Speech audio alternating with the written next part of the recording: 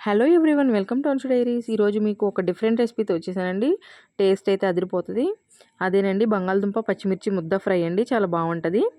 దానికోసం నేను potatoes cut చేసుకుని చిన్న చిన్న ముక్కల కింద కట్ చేసుకుని వాటర్లో పెట్టేశాను. అండ్ ఆనియన్స్, ఒక పచ్చిమిర్చి, కొంచెం అల్లం వెల్లుల్లి పేస్ట్. అదేనండి మసాలా పేస్ట్ కోసం పచ్చిమిర్చి, జీలకర్ర, వెల్లుల్లి మంచిగా కచ్చాపచ్చా పేస్ట్ పెట్టుకోవాలి. ఇప్పుడు మనం కర్రీ ప్రిపేర్ చేసుకుందాం. దానికోసం స్టవ్ ఆన్ చేసి గిన్నె పెట్టేసి ఆయిల్ వేస్తానండి. అది కొంచెం మంచిగా వేడవ్వాలి ఆయిల్. నెక్స్ట్ దానిలో పోపు దినుసులు యాడ్ చేసుకుందాం. మీరు అబ్జర్వ్ చేసినట్టయితే నేను పోపు దినుసుల్లో ఎండుమిర్చి కూడా వేయట్లేదు. మనం ఈ కర్రీ పూర్తిగా పచ్చిమిర్చితోనే చేస్తాము. కొంచెం ఫ్రై అయిన తర్వాత ఆనియన్స్, పచ్చిమిర్చి యాడ్ చేసుకోవాలి. ఆనియన్స్ కూడా బారుగానే కట్ చేసుకోవాలి, సన్నగా వద్దు. అది చిన్న చిన్న ముక్కలుగా కట్ చేస్తారు కదా, అట్లా వద్దు. నెక్స్ట్ కరివేపాకు యాడ్ చేసుకుందాం. ఇవి మూడు మంచిగా ఫ్రై అవ్వాలి. ఈలోపు మనం మసాలా పేస్ట్ పట్టేసుకుందాం.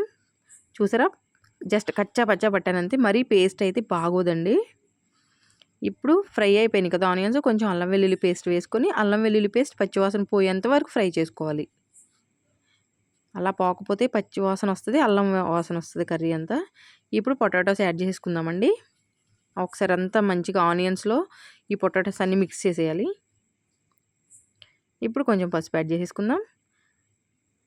నెక్స్ట్ తగినంత సాల్ట్ యాడ్ చేసుకుని ఒకసారి మంచిగా ఆ ఉప్పు అంతా ముక్కలకు పట్టేలాగా కలిపేసుకోవాలి. ఇప్పుడు మూత పెట్టేసి ఒక 2 మినిట్స్ మగ్గనిస్తేనండి ఆ ఉప్పు పసుపు మొత్తం ముక్కలకు పడుతుంది.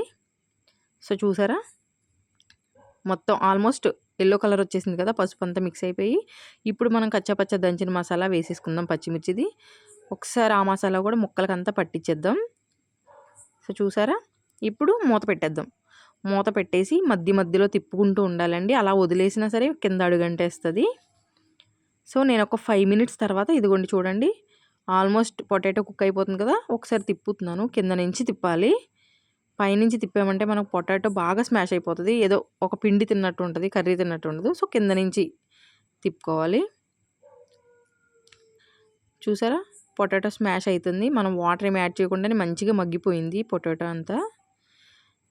అట్లా మధ్యలో కలుపుకొని మళ్ళీ ఒకసారి మూత పెట్టేసి పూర్తిగా మంచి కర్రీ అంతా ప్రిపేర్ అయిపోయే వరకు చూడండి. లాస్ట్లో అవుట్పుట్ అయితే ఇదండి. ఇప్పుడు కొంచెం దంచిన మసాలా యాడ్ చేసుకుందాం ఫ్లేవర్ కోసం.